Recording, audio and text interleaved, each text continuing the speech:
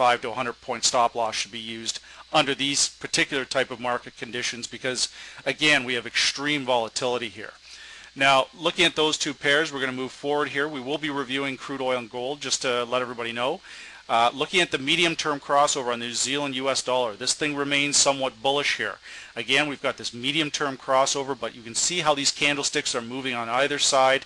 Very, very volatile, but the primary direction on the New Zealand US dollar has been up. Now, again, using the triple EMA crossover, we're going to hit apply. So everybody can see this. We've got this crossover from vantage point. This took place here. Excuse me. We'll just take this off so everybody can see. Triple EMA crossover, this buy signal on New Zealand actually came back about the beginning of March. We can see how it's steadily moved higher off this 69.80 level. We've had a couple of vicious candlesticks that have knocked it down lower. However, Vantage Point has refused to put out a sell signal. Subsequently, the market completely recovered all the way up towards this 72.80 area where it's currently at now. So everything looks good for the New Zealand US dollar to continue to move higher. However, again, we're looking at 71.50, 71.89, and 72.30 as our critical levels. We've closed at 72.68. Likely a retest of this 71.50 is very possible if the equities continue to move lower, because again, there is still the correlation is not as high, but the correlation is still there to the New Zealand dollar and the equities. Now, looking at things, again, to help us get into a better perspective of what's immediately taking place here, we would go in and we're going to go in and use the short, the medium, and the long-term crossover.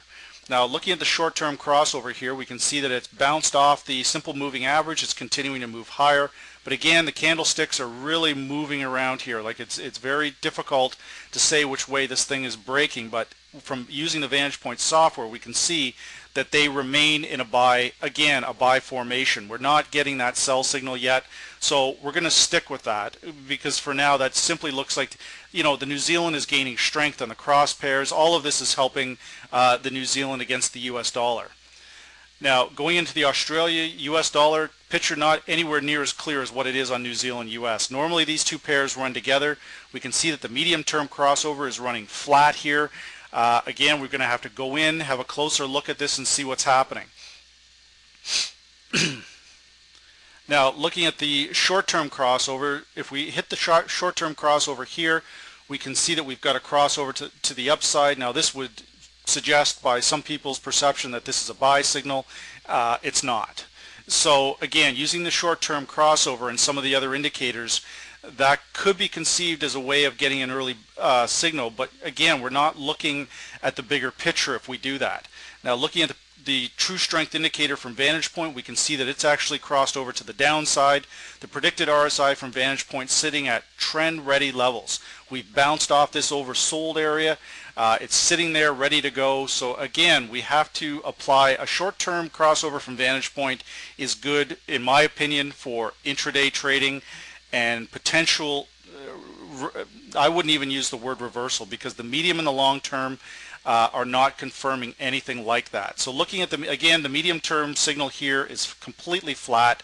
Now let's have a look at the long term crossover from Vantage Point. What's it saying? Long term crossover from Vantage Point has not crossed over again, so we want to, in the short term, it may move higher, but in using the analysis from this standpoint, it's better to likely at this time use that as an opportunity to sell rather than get into buy positions, because the probability of a whipsaw below this 94 level is extremely high. We've been below this 94 level for months. It hasn't been able to break that level. So as long as we're below the 94.05 area, shorts definitely look good.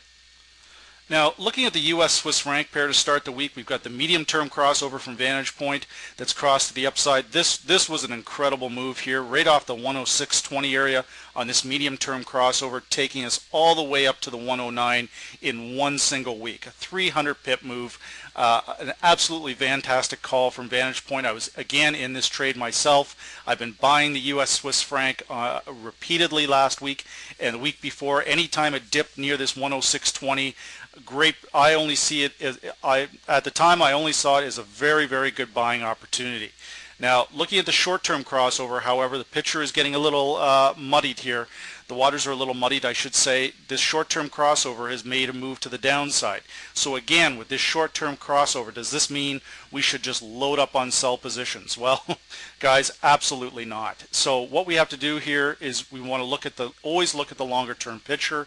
We're going to hit the predicted MACD here and the predicted true strength indicator, and then again we're going to switch this over to a long-term crossover. Now, hitting the apply, we can see here that the predicted true strength indicator from Vantage Point continues to move up nicely here. We're approaching the overbought level, but not yet. So the predicted MACD from Vantage Point, again, this predicted MACD is a great indicator. It's just crossing over the zero line, plenty of room to extend. So again, we want to make sure that we use all of these indicators and not get overly consumed by these short-term crossovers, because essentially what they are, the short-term crossover will always pick up on intraday market volatility. Scalpers, you know, the short-term crossover is great for your scalpers and your people that are trying to pick up a few pips here and there, but you've always, again, I can't stress enough that you have to look at the bigger picture before getting into a short-term trade. Before you get into a short-term trade, you should always look at the long-term outlook. So again, everything looks good there for the US Swiss franc to continue to move higher.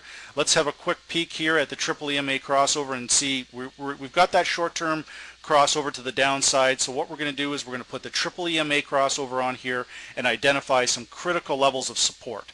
We've got 107.17, 107.69, and 107.91 with a close of 107.68. So what we'll be looking at is the 107.17 area for a pullback towards this area. Then we can use that to get into some buy positions.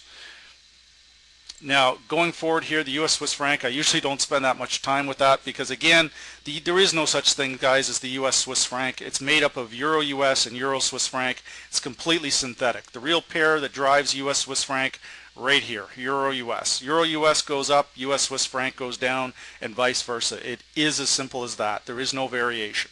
So looking at this, we've got the medium-term crossover here from Vantage Point to the downside. Another very good call. Each time this medium-term crossover has taken place, by the looks of this, what I can see in my chart, each time that medium crossover has happened, we've had at least a 300 to 400 point move. So right now, it's still crossing over to the downside, but again, like I said, each time it's crossed over, we've had a 300 to 400 point move. Well, we've had that one.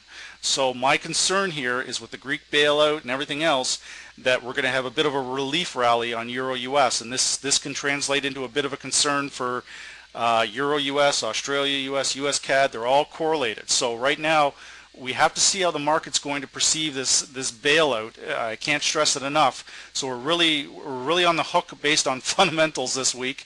But again, let's have a look at the short-term crossover. What's it saying? Well, the short-term crossover, guys, is telling us that this thing is likely to move higher in the short term.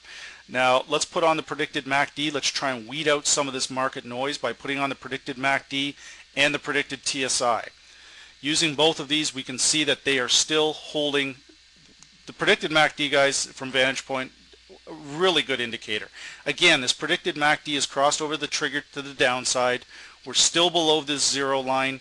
It simply doesn't care about this grease stuff. It's doing the analysis based on price action, based on pattern recognition, all of these things that Vantage Point takes into consideration, and the reality is it's saying that Euro US is maybe in the short term going to move a little higher, but the primary move here is down, and I agree with that based on what I've talked about on other fundamentals, that I don't feel that